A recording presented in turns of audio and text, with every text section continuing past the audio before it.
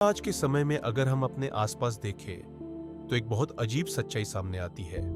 हम दिन भर बोलते रहते हैं, मोबाइल पर, दोस्तों से, सोशल मीडिया पर, ऑफिस में, घर में। लेकिन एक सवाल है, क्या कभी हमारी जुबान भगवान का नाम भी लेती है? सोचिए, बोलने में कोई दिक्कत नहीं है, आवाज भी है, समय भी है, फिर भी हम राम या कृष्ण का नाम लेने से क्यों कतराते हैं? यही बात संतों ने भी कही है। इस दुनिया का सबसे बड़ा आश्चर्य क्या है? लोग कहते हैं ताजमहल, चीन की दीवार, पिरामिड। लेकिन असली आश्चर्य ये नहीं है। सबसे बड़ा आश्चर्य ये है कि भगवान का नाम हर किसी के लिए बिल्कुल फ्री है, आसान है। फिर भी इंसान दुख और चिंता में जलता रहता है।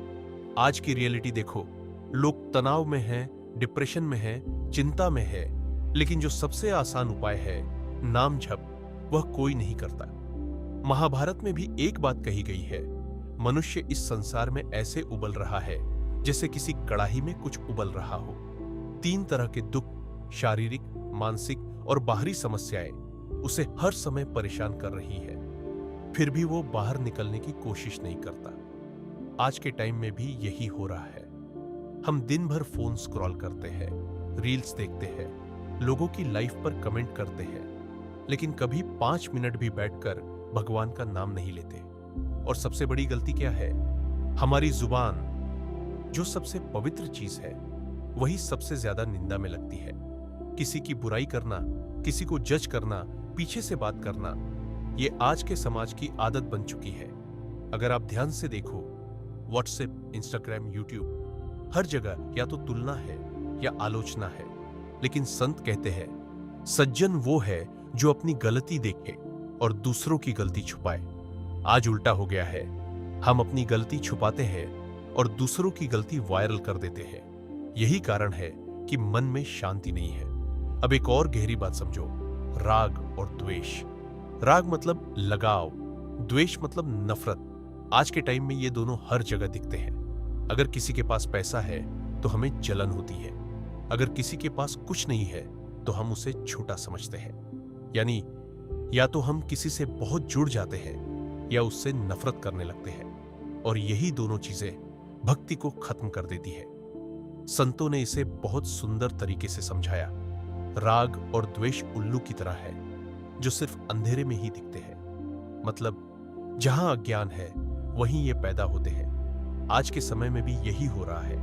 लोग कहते हैं भगवान है ही नहीं, लेकिन सच क्या है?